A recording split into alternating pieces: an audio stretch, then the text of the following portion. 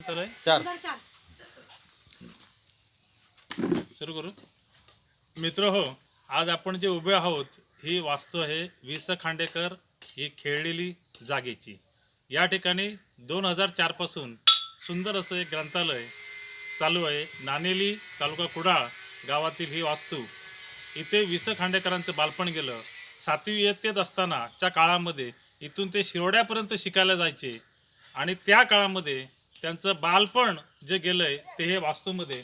आज ही वास्तू नाही म्हटली तरी चांगल्या परिस्थितीमध्ये टिकवून ठेवली आहेत. त्या काळामध्ये वि स खांडेकर यांनी वापरलेली कपाटं, खुर्च्या आणि त्याच्यामध्ये त्या कपाटामध्ये असलेली सगळी पुस्तकं ही वि स खांडेकरांचीच आहेत. आणि खरं तर हे आज सांभाळून ठेवण्याचं जे श्रेय जातं ते पेंढारकर काकींना. पेंढारकर काकी इथे आल्या, त्यांनी हे सगळं सांभाळलं आणि त्याचा जो काही इतिहास थोडक्यात आहे तो तुमच्यासमोर मांडेनच. पण ह्या बाबतीत मी त्या पेंढारकर काकी यांना विनंती करतो की त्यांनी थोडक्यात माहिती द्यावी. म्हणजे कसं, म्हणजे हे केव्हापासून तुम्ही इथे हे सगळं बघताय? मी आलोय 1984 मध्ये 82 मध्ये असू दे. नंतर मला कळलंय ही वि स खांडेकरांचे गाव आहे.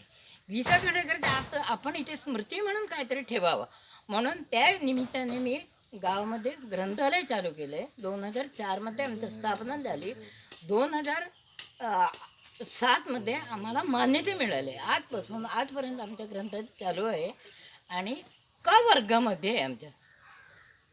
खरं तर ही सगळी ही थोडा जमीन जोमला आहे तो वि स खांडेकरांच्या अखत्यारीत असला तरी त्याच्या नंतरच्या काळामध्ये पेंढारकर या फॅमिलीने अतिशय सुंदररित्या त्याचं जतन केलेलं आहे, ते टिकवलेलं आहे. आणि एवढंच नाही तर वि स खांडेकर यांच्या नावाला शोभेसं असं ग्रंथालय इथे आज अस्तित्वात आहे आणि त्याच्यामध्ये पुस्तकही आहेत. ग्रंथपाल अतिशय सुंदरपणे हे सगळं सांभाळत आहेत.